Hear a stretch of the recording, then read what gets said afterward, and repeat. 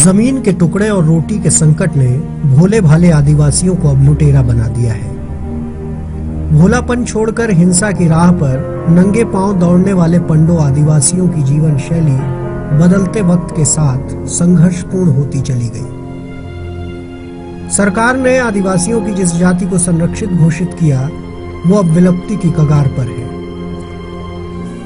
कोरबा के देवपहरी इलाके में जिन पंडो आदिवासियों की कईयों पीढ़ियों ने वक्त काटा, वो पिछले 5 साल से उस जमीन के लिए संघर्ष कर रहे हैं जो सरकारी दस्तावेजों में अहिर जाति के कुछ लोगों के नाम चढ़ा दी गई है। जानकार बताते हैं आज जिस जमीन पर अहिरों का कब्जा है उस पर सन 1928 से 1929 के मिसल रिकॉर्ड के मुताबिक पंडो आदिवासियों का कब्जा था। इन बीते सालों में पंडो आदिवासियों की गुजर चुकी पीढ़ी उस जमीन से पलायन कर गई।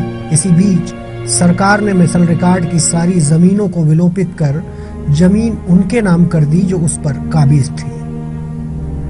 उस वक्त पंडो की पीढ़ियों का पलायन अहिरों के लिए आज वरदान साबित हो रहा है। धीरे धीरे अहिर जाति के लोग देवपहरी और आसपास के इलाके में बसते चले गए और जंगल की जमीन के असली हकदार थे उन्हें पहाड़ के इतने भीतर और ऊपर खदेड़ दिया गया जहां आज भूख और प्यास मिटाने के इंतजाम भी नहीं है। संरक्षित पंडो आदिवासियों की बढ़ती भूख प्यास ने उन्हें उस जमीन की ओर खींचना शुरू कर दिया जहां आज अहिरों की फसल लहलहा रही है। 5 साल से लूट मार का सिलसिला बदस्तूर जारी है। खबर मिलने पर प्रशासन पुलिस के दम पर पंडो आदिवासियों को खामोश रहने की चेतावनी इस भरोसे के साथ देता है कि जल्द ही उन्हें जमीन दे दी जाएगी। पिछले सालों की तरह इस साल भी पंडो आदिवासी पहाड़ से उतरकर अहिरों की बस्ती कोढ़ा भाटा पहुंचे और तीर धनुष के दम पर फसल काट कर ले गए। फसल काटने के बाद अहिरों को बस्ती छोड़ने की चेतावनी भी दी गई। इस बीच प्रशासन ने पुलिस बल भेजकर पंडो आदिवासियों को गांव से उठवा लिया और बालकों में 3 दिनों तक रखकर मामले के निराकरण की औपचारिकता भर पूरी की गई। इस बीच उन्हें जमीन का आश्वासन देकर गुरुवार को पंडो आदिवासियों को वापस किसी जंगली जानवर की तरह जंगल में छोड़ दिया गया। वहाँ एत के फैसला होइस कि तुमला हमन पुराना जमीन तुम्हार नाम में नहीं आए तो तुमला जमीन बना के देबो कहीं नमन तो हमन के ठीक है तो भाई बना के हमला मजबूत करके दइहा, सब सुविधा करके दइहा में, तब तो हमार ठीक है। आखिर तो हमार अब दुग्धच रह जाही, अब गरीब आदमी अब का कर सकबो। पंडो आदिवासियों की वापसी के बाद मैंने अपनी सहयोगी राष्ट्रीय और धीरज के साथ शनिवार को देवपहरी से जंगल के भीतर ग्राम सोनारी पहुंचने के लिए काफी मशक्कत की। पूछते पूछते हम करीब 4 किलोमीटर पैदल चलकर पंडो आदिवासियों के गांव सोनारी पहुंचे। रास्ते में प्राथमिक शाला और आंगनबाड़ी केंद्र नजर आए, मगर आसपास के खरपतवार उनके हमेशा बंद रहने की गवाही दे रहे थे। गांव की राह में अनुशासन की यह तस्वीर मुझे बेहद अच्छी लगी।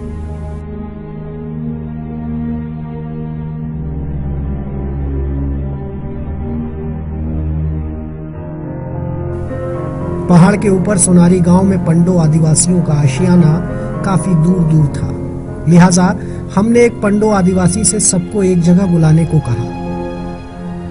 काम पर जा रहा ये पंडो आदिवासी हमारी बात मानने को राजी हो गया और थोड़ी ही देर में एक पंडो आदिवासी के घर के बाहर हमने चौपाल लगा ली। हमने पूछा सरकार जो जमीन देना चाहती है उसे क्यों नहीं लेना चाहते।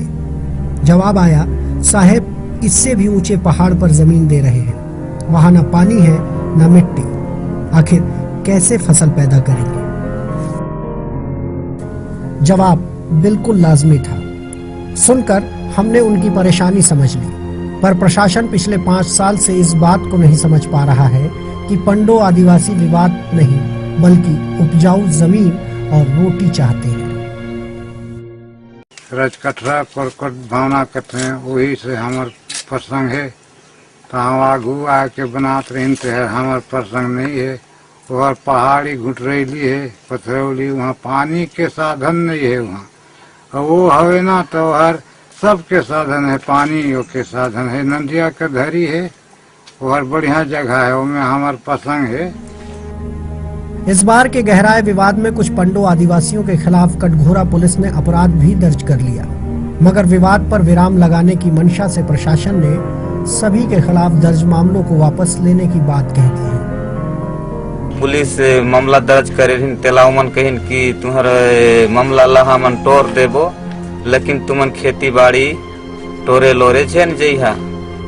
पंडो आदिवासी साफ कहते हैं उनका कोई रहबर नहीं है। यही वजह है कि वो हर साल पेट की आग बुझाने की चाह में पुलिस के फेर में फंस जाते हैं। इलाके के आदिवासी नेता और प्रदेश के गृह मंत्री को इन पंडो आदिवासियों की दुर्दशा और संघर्ष से कटते वक्त से कोई सरोकार नहीं है।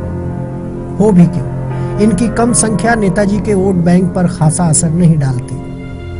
सोनारी में पंडो आदिवासियों का 13 परिवार निवास करता है, जिनकी कुल संख्या 45 है। इन पंडो आदिवासियों में से कईयों के पास सरकारी राशन के कार्ड नहीं है, लिहाजा कुछ पंडो आदिवासी 2 रुपए किलो से लेकर 13 रुपए किलो तक का चावल खरीद कर खाने को मजबूर है।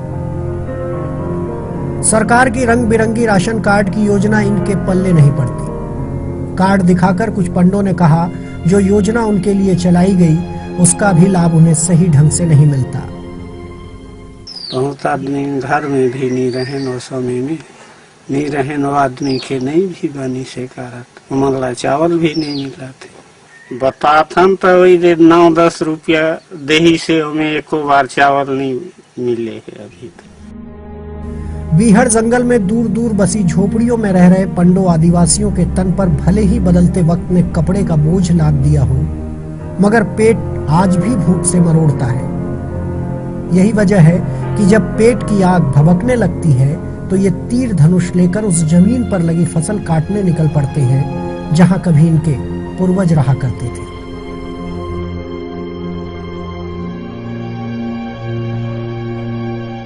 सरकार की इनके प्रति संवेदनहीनता और प्रशासन की लगातार उपेक्षा ने विवाद को आज तक बनाए रखा है। हर बार आश्वासन और उस आश्वासन की भूल इन्हें मार काट करने को मजबूर कर जाती है। हमने इन पंडों से पूछा कि इस बार भी जमीन का मसला नहीं सुलझा तो अगले बरस कैसे करोगे? जवाब आया, अब फसल नहीं काटेंगे साहेब, किसी से मदद की गुहार लगाकर अपने हक की लड़ाई कानून के जरिए लड़ेंगे। नहीं देवो तब फिर इस बार वो कानून में या किए जाए और कानून में कार्रवाई माने कोई तिले सहायता वगैरह मांग के। अब ये तोड़ाई लुआईला हमारा कहना है कि अब वो काम नहीं है करना। जंगल के कंदमूल खाने वाले इतना तो समझ चुके हैं कि उनके साथ कोई नहीं है। एक जन शिक्षक इनके बीच मध्यस्थता करवाता था, वो अब यहाँ वहाँ भागता फिर रहा है। वजह है पंडो आदिवासी उसे अब अपना दुश्मन मानने लगे हैं। जिन आदिवासियों ने जंगल की गुमनामी के बीच रहकर नंगे बदन को ढांकना सीख लिया, वो जमीन ना मिलने पर कानून की चौखट पर चढ़ जाए तो आश्चर्य नहीं होगा।